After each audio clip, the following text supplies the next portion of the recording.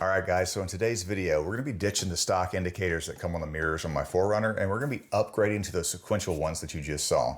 But before we do that, I want to send a thank you to Lexland. Lexland is an automotive company that specializes in Toyota off-road accessories, so if you've never heard of them, check out their information down below in the description. With that being said, let's go ahead and jump into the install. Manual video is installed, and there's like a trim tool to do that. I think we're really going to need today is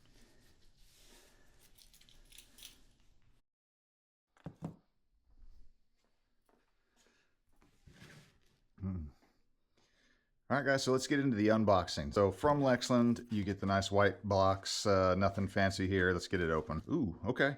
So first thing I noticed are these smoked out lenses. So currently on there are the kind of like chrome edge around them. So I already much prefer this look versus what's on there. So it looks like we've got a little trim tool here. We may not really need that, but we'll see.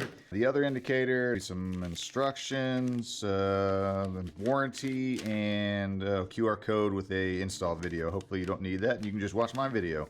But either way, that's it for the unboxing. As far as tools go, I think all we're going to need today are these hands and a Phillips head screwdriver. So let's get to it. All right, so before we actually get to doing anything, I was looking at these and I just realized that the indicator on this mirror seems to have taken some damage at some point. I just checked this and this one's actually not even functioning. So I'm sure whatever I hit or whatever highway missile hit this thing as we were going caused it to break. So it's a good thing I got these anyway. Anyway, let's go ahead and start putting these things on here. All right, guys, so we're going to start on the driver's side. What we've got to do first is get the existing mirror to disconnect from this. For this, you don't need anything special. Just use your hands. You want to start prying kind of at the corners and slowly work the mirror out. Be very careful not to just yank it real hard on one side because we want to crack the thing. But I'm going to go ahead and start getting this thing off here. All right, so just like that. Not too bad. Just slow, easy, kind of all four corners back and forth, and then eventually it'll pop out. You've got these little connectors right here that connect into each one of these parts right here. I'll get us a close-up of this so you can see what it looks like. All right, so this is the part that I was talking about. Each one of these little sections right here are where these little corresponding pins go into, so that's why you've got to kind of work yourself back and forth. All right, so now that we got this kind of hanging out of the way, we want to get in here and disconnect this top piece, this little shroud of the mirror. So to do that, there is a little clip. Let me get in it right in here. We're going to reach in there with our finger. We're going to press this one in, and we're going to slowly work this piece off. So let me go ahead and do that.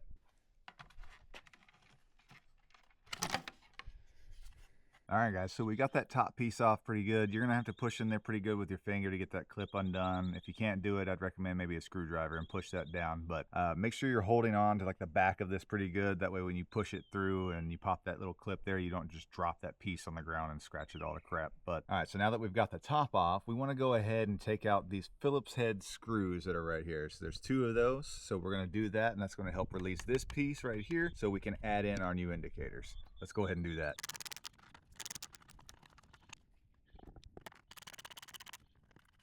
All right, so now that we got those two screws out, we're going to work at getting this trim piece out right here. For that, we're going to go back on the inside of the mirror and we're going to do the same thing. We're going to push down some of the clips. Let me show you those.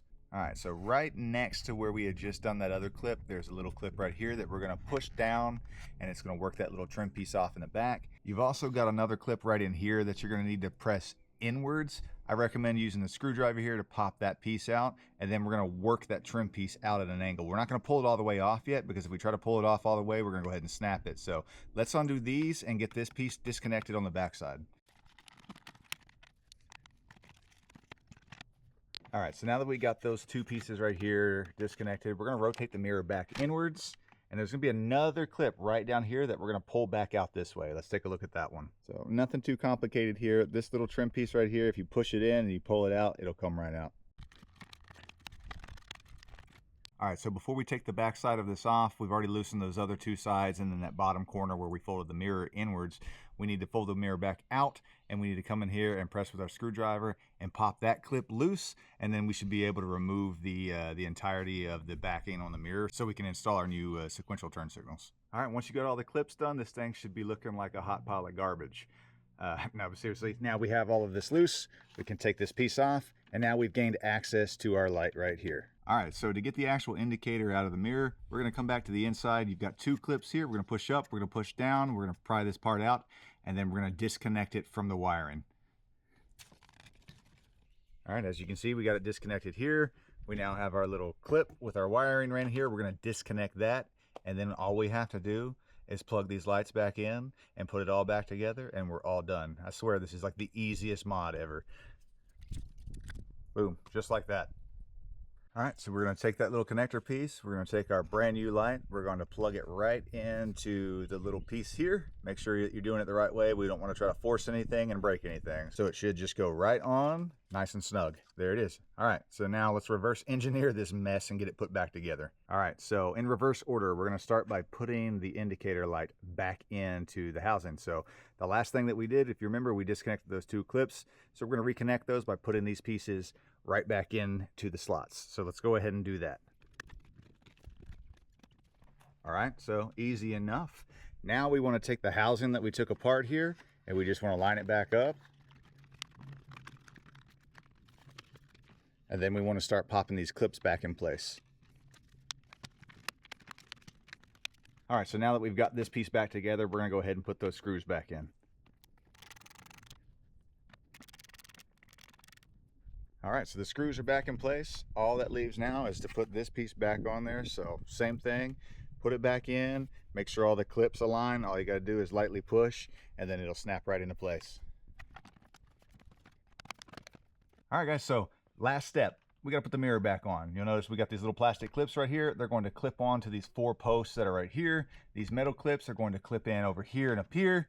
So when you put this back in, corner to corner, nice and easy, it should snap right in place.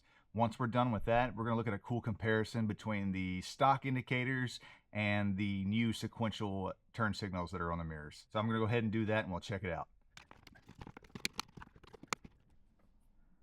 Install complete.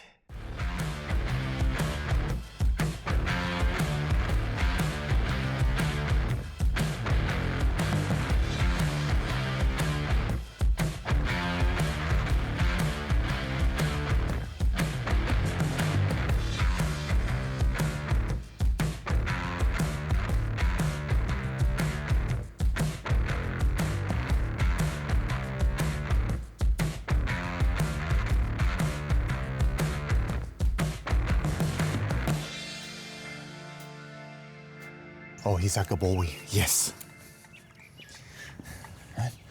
All right, guys, so if you're looking for a quick, oh my God, the flies are back.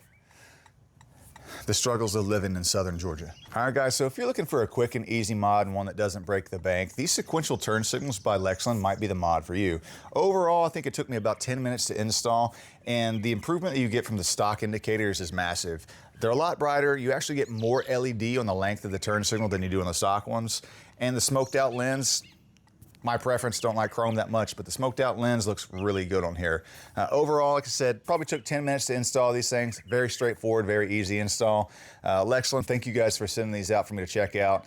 If you find yourself wanting to get a pair, use the link in the description below, and then use the code Danny20 to save yourself 20% off. But either way, thanks for sticking around, guys. We'll see you in the next video. Oh, that good boy. Yeah, that good boy.